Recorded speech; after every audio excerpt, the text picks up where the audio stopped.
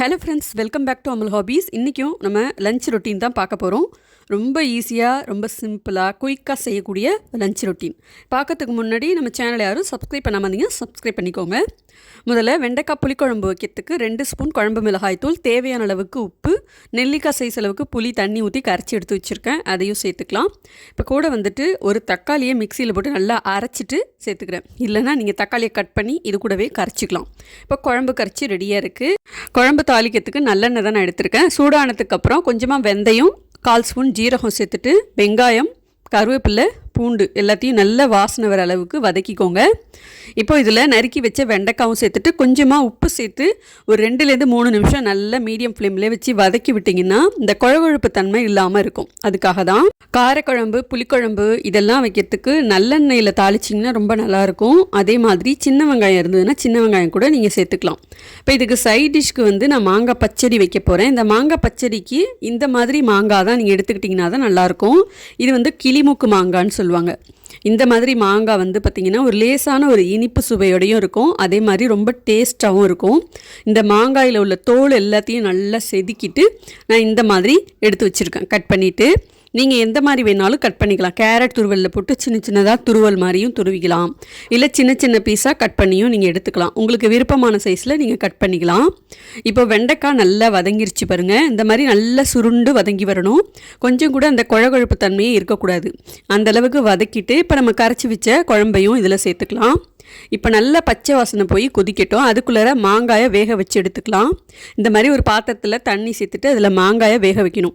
மாங்காய் சீக்கிரமாகவே வெந்துடும். நல்லா ஹை ஃப்ளேமில் வச்சு வேக வச்சுருங்க. மாங்காயோட கலர் பார்த்திங்கன்னா லேசாக நிறம் மாறி இருக்கும். ஒரு மஞ்சள் கலராக இருக்கும்.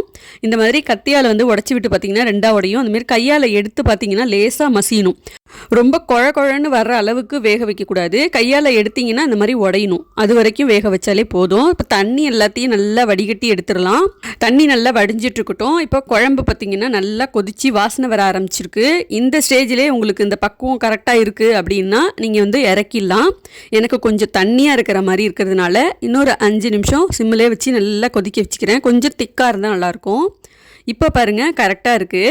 இப்போ நம்ம இந்த குழம்பை வேறு பாத்திரத்தில் எடுத்து ஊற்றிக்கலாம். ஏன்னா அதே கடாயிலே நான் மாங்காய் பச்சடி செய்ய போகிறேன்.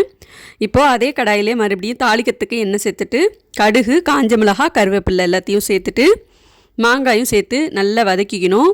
நீங்கள் மாங்காயை நல்லா குழைய வேக வச்சிட்டிங்க அப்படின்னா கடாயில் அப்படியே அடியில் போய் ஒட்டிக்கும்.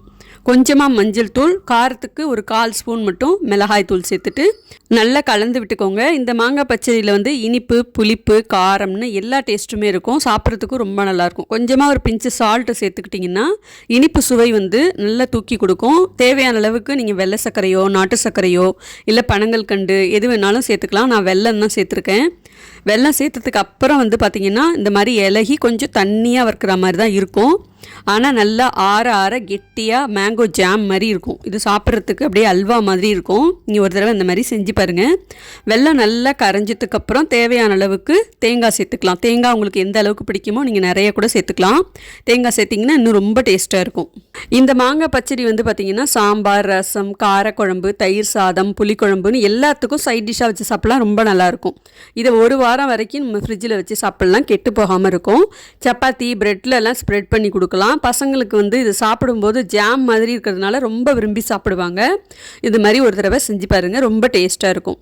இந்த மாங்காய் பச்சடி சாப்பிடும்போது ஒரு மாங்காய் துண்டும் நமக்கு வாயில் கடிப்படும் போது நல்ல க்ரன்ச்சியாக இருக்கும். நம்ம ரொம்ப குழைய வேக வச்சிட்டோம் அப்படின்னா நமக்கு அந்த மாங்காயோட டேஸ்ட் சரியாக தெரியாது. இந்த மாதிரி வேக வைக்கும்போது தான் நமக்கு சாப்பிடும்போதும் ஒரு துண்டு கடிப்படும் போதும் ரொம்ப டேஸ்ட்டாக இருக்கும். ஸோ இந்த மாதிரி ஒரு தடவை ட்ரை பண்ணி பாருங்கள். கடைசியாக கொஞ்சம் பெருங்காயத்தூள் சேர்த்துக்கோங்க. அவ்வளோதான். இப்போ நம்ம சாப்பாடு பரிமாறிடலாம். போன வீடியோவில் முருங்கைக்காய், மாங்காய், பெலாக்கொட்டை போட்ட சாம்பார், பீன்ஸ், கேரட் பொரியல், தக்காளி ரசம் இதோட வீடியோஸ்லாம் அப்லோட் பண்ணியிருக்கேன். தேவைப்பட்டால் செக் பண்ணி பாருங்கள். பிடிச்சிருந்தால் லைக், ஷேர், கமெண்ட் பண்ணிட்டு மறக்காம சேனலை சப்ஸ்கிரைப் பண்ணிக்கோங்க. ஓகே ஃப்ரெண்ட்ஸ், அடுத்த ரெசிபீஸில் பார்க்கலாம். பாய்.